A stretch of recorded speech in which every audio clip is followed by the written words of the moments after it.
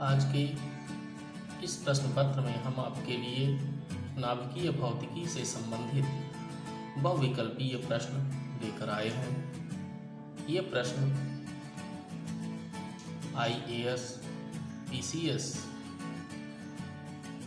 आदि की परीक्षाओं में गत वर्षों में पूछे जा चुके हैं। तो आइए हम चलते हैं अपने प्रश्न पत्र पर। पहला प्रश्न, निम्नलिखित में से कौन सा युग्म सुमेलित नहीं है?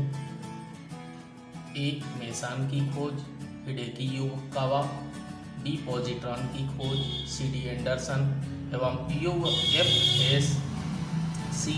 सूर्य एवं तारों में ऊर्जा उत्पादन का सिद्धांत, H. A. बेथे, डी. परा यूरेनियम तत्वों का संश्लेषण, एनरिको फर्मी। आपका विकल्प डी सही है। परा यूरेनियम तत्वों का संश्लेषण एनरिको फर्मी। प्रश्न संख्या 2, निम्नलिखित में से कौन सही नहीं है? विकास का सिद्धांत चार्ल्स डार्विन द्वारा प्रतिपादित किया गया था। विकल्प बी, किसी परमाणु के नाभिक का टूटना संलयन कहलाता है। विकल्प सी, ट्राई आइस ठोस कार्बन डाइऑक्साइड के अतिरिक्त कुछ नहीं है। विकल्प डी, टेलीफोन की खोज ग्राहम बेल ने की थी। आपका विकल्प बी सही है। किसी परमाणु के नाभिक का टूटना संलयन कहलाता है।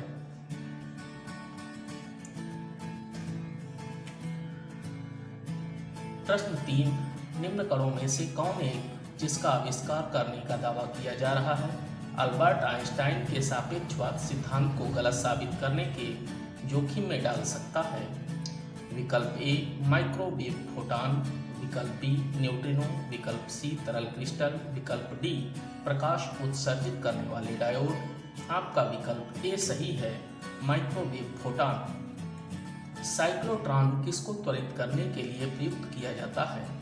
ए, न्यूट्रॉन, बी, प्रोटॉन, सी, परमाणु, डी, आयन। आपका विकल्प बी सही है, प्रोटॉन। पेयजल में गामा उत्सर्जक समस्थानिक है या नहीं, इसकी पुष्टि निम्नलिखित में से किससे की जा सकती है? ए, सूक्ष्मदर्शी, बी, सीसा पट्टिका, सी, प्रस्फुरण गणक, डी, स्पेक्ट्रमी प्रकाशमापी। आपका विकल्प सी सही है, प्रस्फुरण गणक। निम्न विकिरण प्रकारों में से किसमें सर्वाधिक ऊर्जा होती है? ए, दृश्य किरणों में, बी, एक्सरे, सी, अल्ट्रावायलेट, डी, इंफ्रारेड। आपका विकल्प बी सही है, अर्थात एक्सरे। सूर्य पर ऊर्जा का निर्माण होता है। विकल्प ए, नाभिकीय विखंडन द्वारा, विकल्प बी, नाभिकीय संलयन द्वारा, विकल्प सी, ऑक्सीकरण अभिक्रियाओं द्वारा, विकल्प डी, अवकरण अभिक्रियाओं द्वारा। आपका विकल्प बी सही है, नाभिकीय संलयन द्वारा। तारे अपनी ऊर्जा प्राप्त करते हैं पॉइंट 1 नाभिकीय संलयन से, पॉइंट 2 गुरुत्वीय संकुचन से, पॉइंट 3 रासायनिक अभिक्रिया से, पॉइंट 4 नाभिकीय विखंडन से। अपने उत्तर का चयन नीचे दिए गए कूट से कीजिए।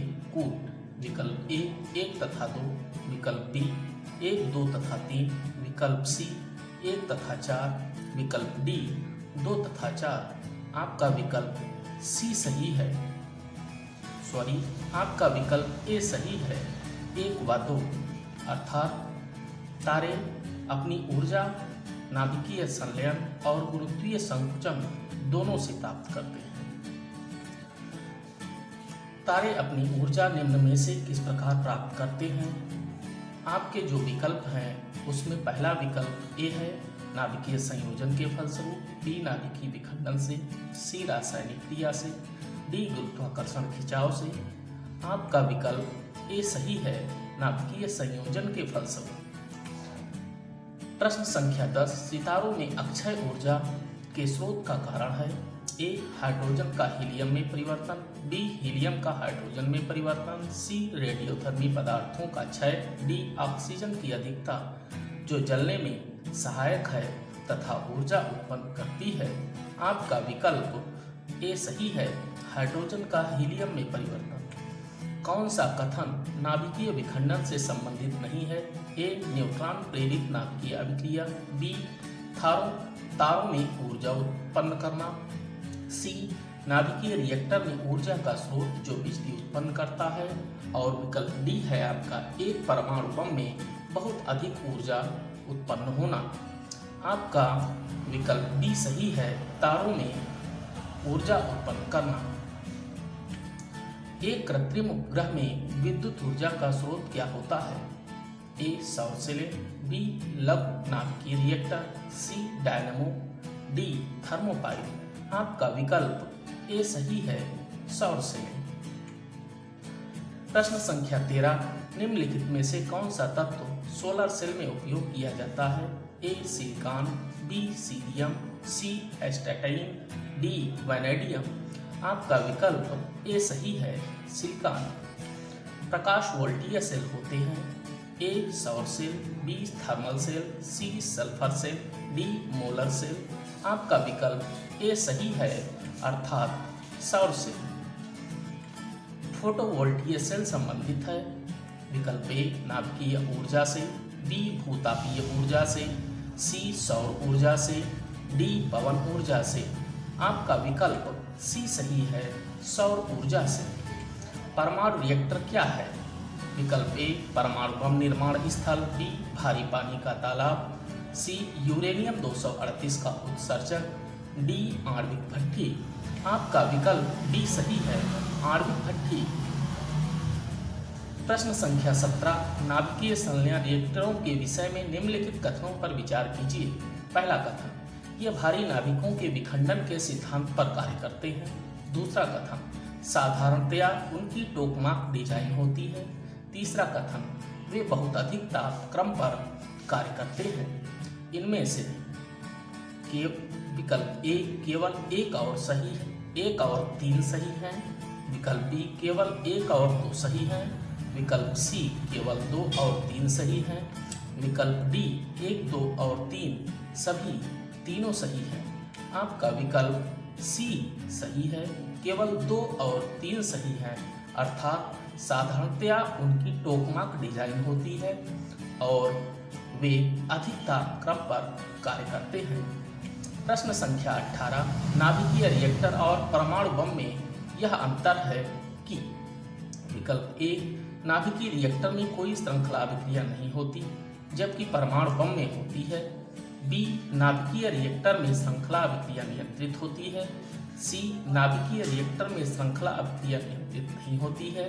डी परमाणु बम में कोई श्रृंखला अभिक्रिया नहीं होती जबकि नाभिकीय रिएक्टर में होती है। आपका विकल्प बी सही है, नाभिकीय रिएक्टर में श्रृंखला अभिक्रिया नियंत्रित होती है। प्रश्न संख्या 19, आधुनिक आयुर्वैज्ञानिक विज्ञान में नाभिकीय औषधियाँ नैदानिक उपचार के प्रभावी उपकरणों के रूप में उभर रही हैं। ये वास्तव में विकल्प ए ड्रग्स हैं। विकल्प बी जड़ी बूटियों सा सत्व है। विकल्प सी रेडियो आइसोटोप्स हैं। विकल्प डी क्लोरोफ्लोरोकार्बन है। आपका विकल्प सी सही है, रेडियो आइसोटोप्स हैं। प्रश्न 20, भारत में प्रचुर मात्रा में उपलब्ध नाभिकीय ईंधन है। A uranium. B thorium. C iridium. D plutonium. आपका विकल्प बी सही है, अर्थात थोरियम। अगर यह प्रश्न पत्र आपके लिए उपयोगी है तो इसे लाइक और शेयर कीजिए तथा हमारे YouTube चैनल विज्ञान गोला को सब्सक्राइब कीजिए। धन्यवाद।